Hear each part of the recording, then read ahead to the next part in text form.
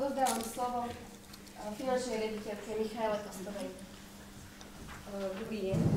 Takže náš podnik v 14. roku podnikania dosiahol výnosy vo výške 47 miliónov 111 tisíc.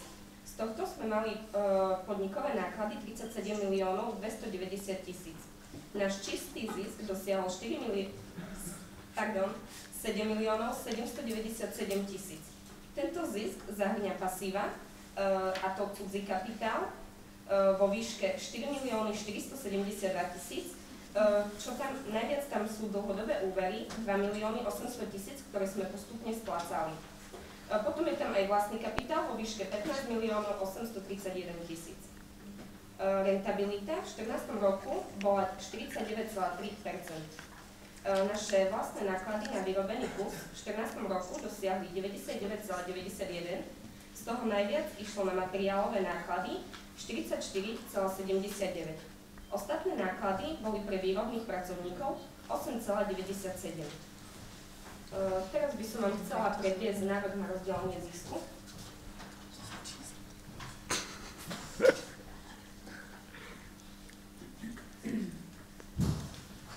Takže čistý zisk je 7 miliónov 797 tisíc.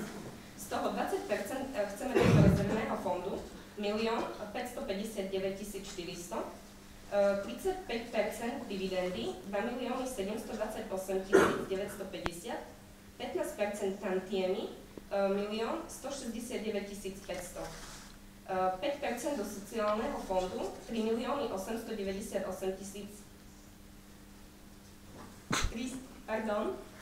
389 850 a do sponzorstva 5%, 389 850. Nerozdelený zisk nám ostal 1 559 400. Otváram diskusiu. Nech sa páči vaše otázky.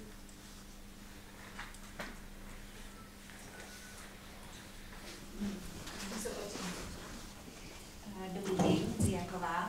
Ako vašu akcionárku by ma zaujímali niektoré informácie, ale v úvode mám len takúto drobnú poznámku. Keďže som akcionárkou viacerých akciových spoločností a bola som na viacerých valných zhromaždeniach, musím povedať, že vedenie valného zhromaždenia a vaše vystupovanie v porovnaní s inými valnými zhromaždeniami je veľmi pekné a kultivované.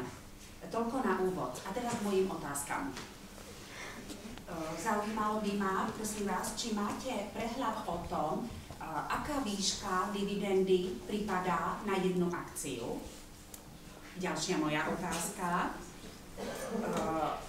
Manžel, ako váš bývalý zamestnanec, bol v tej skupine prepustených pracovníkov a nedostal odstupné. Žiadne finančné prostriedky vo forme odstupného sa v mojom rodinnom rozpočte neprejavili.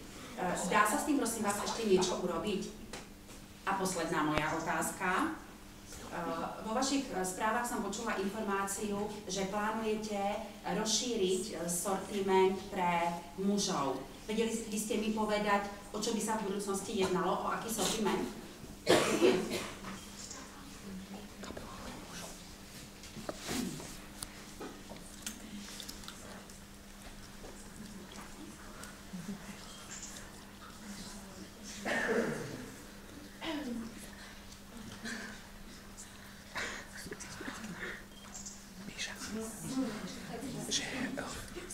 Poslali ste jej mužovi peniaze, ale že asi nedošli.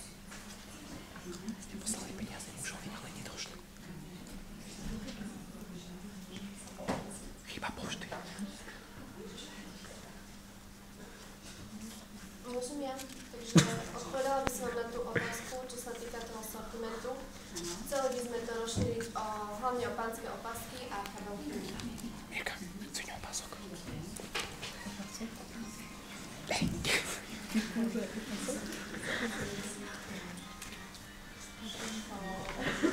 Chcela by som sa vyjadriť k tým dividendám. V 14. roku, keď sme dosiahli vysoký zisk, tak sme k dividendám vypísali 2 milióny 47 tisíc. A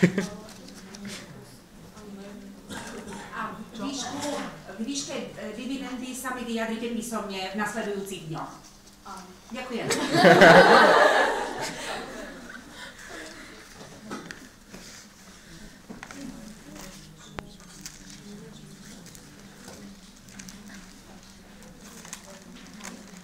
A čo sa týka odstupného môjho manžela?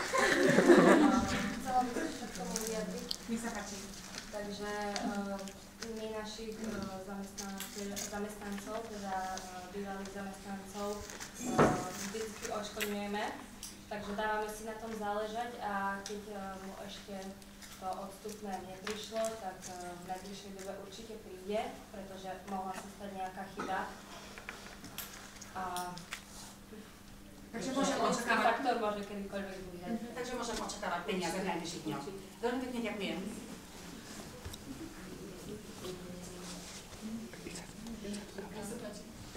Volám som Hospodárskych novín a predtým, než ste začali prepúšťať, teda keď ste prepustili, bolo vo vašej akciovej spoločnosti veľmi veľké sociálne napätie.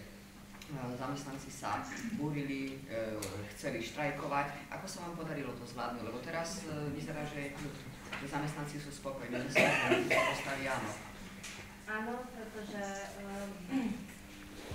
snažili sme sa ohodnotiť našich zamestnancov patrične, ako im prináleží, takže sme im zdvihli platy. A takto samozrejme sme vyrovnali to. No a tí, čo boli prepustení, akú výšku odstupného dostali? Koľko mesačne? 2-mesačnú, 3-mesačnú sa tam výšku odstupného. Ďakujem. Nejaké ďalšie otázky?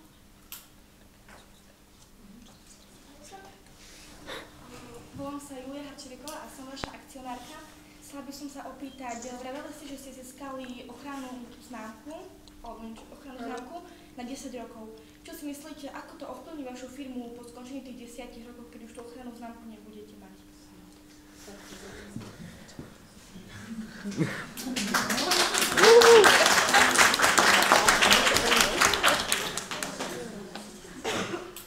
Budeme sa snažiť zase si ju predložiť, čiže si ju budeme chcieť získať naspäť.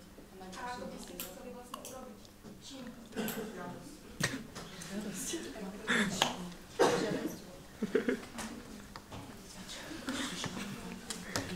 Prídeme s nejakým výrobkom a na tento výrobok. A určite s vyššou kvalitou.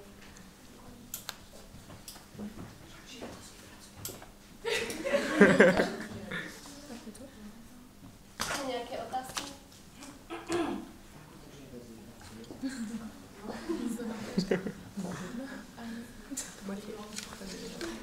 Takže žiadne otázky? Takže poprosila by som, aby ste hlasovali. Súhlasíte s návrhom na rozdelenie zisku? Kto je za? Kto je za?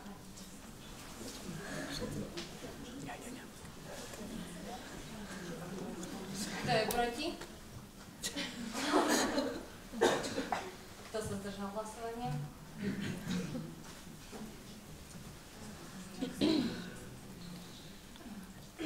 Ďakujem vám za vašu pozornosť a vás pozývam k slovu.